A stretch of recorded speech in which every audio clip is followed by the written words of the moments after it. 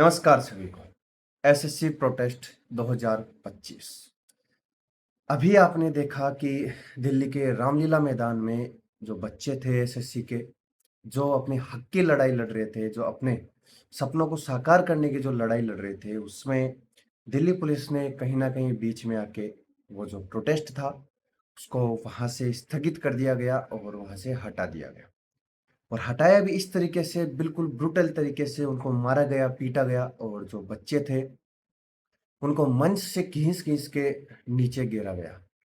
जिससे क्या है कि उनके बच्चों के किसी के कमर में चोट आई है, किसी के टखनों में चोट आई है, किसी के सर में चोट आई है, किसी के कपड़े फाड़ दिए गए और जो मेरी प्यारी बहिनें भी वहाँ पे थी, उनके साथ भी बिल्कुल गलत तरीके का व्यवहार किया गया। अब इसमें देखिए 2 पक्ष मेरे को दिख रहे हैं।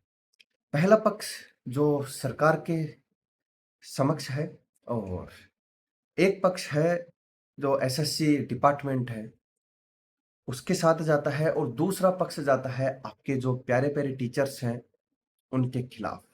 जी हाँ, मैं खिलाफ इसलिए बोल रहा हूँ क्योंकि जो वो टीचर्स हैं, जिन्होंने ये धरना ऑर्गेनाइज़ किया और इससे पहले भी उन्होंने एक जगह जाके धरना प्रदर्शन किया था, उसके बाद में उनको वहाँ से भी खदेड़ा गया था और जो आपके कुछ-कुछ सिलेक्टेड टीचर्स हैं, उन्होंने मंत्री जी से भी बात की और वहाँ पे अपनी जो प्रॉब्लम्स थी, वो प्रॉब्लम्स शेयर की। लेकिन जब रिफॉर्म्स नहीं हुए तो उसके बाद में क्या किया गया, रामलीला मैदान जो दिल्ली में स्थित है, वहाँ पे एक दोबारा से 2 दिन का धरना प्रदर्शन की उन्होंने क्या की, परमिशन ले ली। अब परमिशन ले ली लेकिन परमिशन में लिखा था कि जो आप धरना प्रदर्शन करोगे वो बिल्कुल शांतिपूर्ण तरीके से शाम को 5 बजे तक सिर्फ आप धरना प्रदर्शन कर सकते हो। अब जो बच्चे 500-500 किलोमीटर से आ रहे हैं, कोई 1000 किलोमीटर से आ रहा है, वो बच्चा आज के दिन धरना प्रदर्शन में शामिल होता है, लेकिन आगे आने वाले जो दिन था, उसमें अगर वो धरना प्रदर्शन में शामिल होना चाहता है, तो नाइट में रुकने के लिए उसके पास में जगह होनी चाहिए, उसको पेट भर के खाने के लिए एक स्थान होना चाहिए। उन सब की ज़िम्मेदारी किसकी बनती है? ये सवाल मैं आपसे पूछता हूँ और ये एसएससी का हर वो बच्चा ये सवाल उन टीचर्स से पूछता है जिन्होंने ये धरना प्रदर्शन ऑर्गेनाइज करवाया था कि जब शाम को 5 बज जाएँगे तो उसके बाद में मैं यहाँ से कहाँ रहूँगा या कहाँ रहूँगी? जो कि ज़्यादा सेंसिटिव मामला होता है, जो बहनें आई थी मेरी वहाँ पे, उनके साथ में। नाइट में उस धरना प्रदर्शन पे जो जगह थी, वहाँ पे रुकना क्या उनके लिए सेफ था?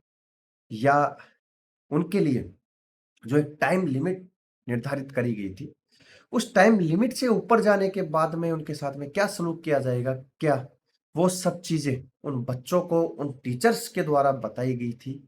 जी नहीं।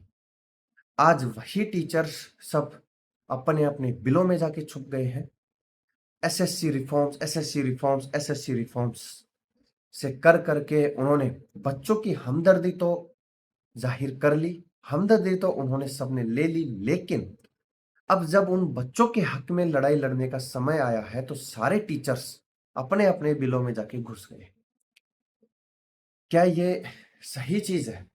आप टीचर्स हो, मैं सम्मान करता हूँ उन सभी टीचर्स का, जो इस लड़ाई में उन बच्चों के साथ में खड़े थे। खड़े हैं नहीं, सिर्फ़ खड़े थे वो, अब कोई टीचर वहाँ पे नहीं खड़ा है। आए जैसे ही लाठीचार्ज हुआ, जैसे ही पुलिस प्रशासन आया, वो सारे टीचर्स वहाँ से गायब। और अब चल क्या रहा है कि ऑनलाइन तरीके से सारे टीचर्स खुद के खुद लड़ते जा रहे हैं। एक टीचर दूसरे पे ब्लेम कर रहा है, दूसरा टीचर दूसरे पे ब्लेम कर रहा है। ये तूने ये पहले स्टार्ट क्यों किया? ये चीज़ तुमने पहले स्टार्ट क्यों की? इस तरीके से वो बिल्कुल खुद अब लड़ना स्टार्ट कर दिए।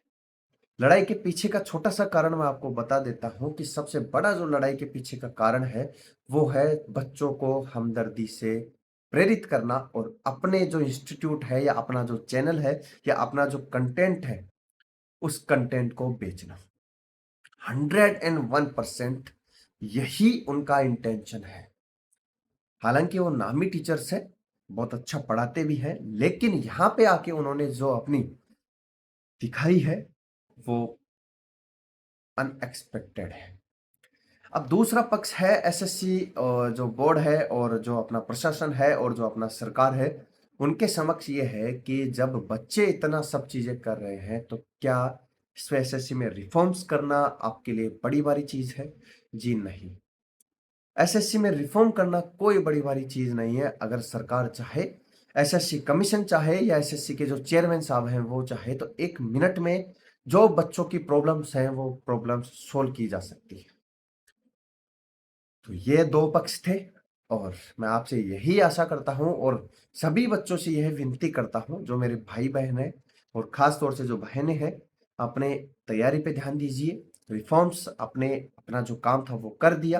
रिफ़ॉर्म्स होना है या नहीं होना है वो आगे देखा जाएगा। लेकिन फ़िलहाल के लिए आपके लिए ज़रूरी ये है कि आप अपने-अपने घर पे जाइए, सही सलामत रहिए और जो केस वगैरह लगते हैं, जो एफआईआर होती है, जो धाराएँ लगती है, उन सभी से बच के रहिए क्योंकि जिस सरकारी नौकरी के लिए आप जतन कर रहे हो सकता है कि अगर वो केस आप पे फाइल होता है, वो एफआईआर आप पे फाइल होती है, हो सकता है कि वो जो सपने आप लेके बैठे हो, उन सपनों से आप कोसों दूर चले जाओ।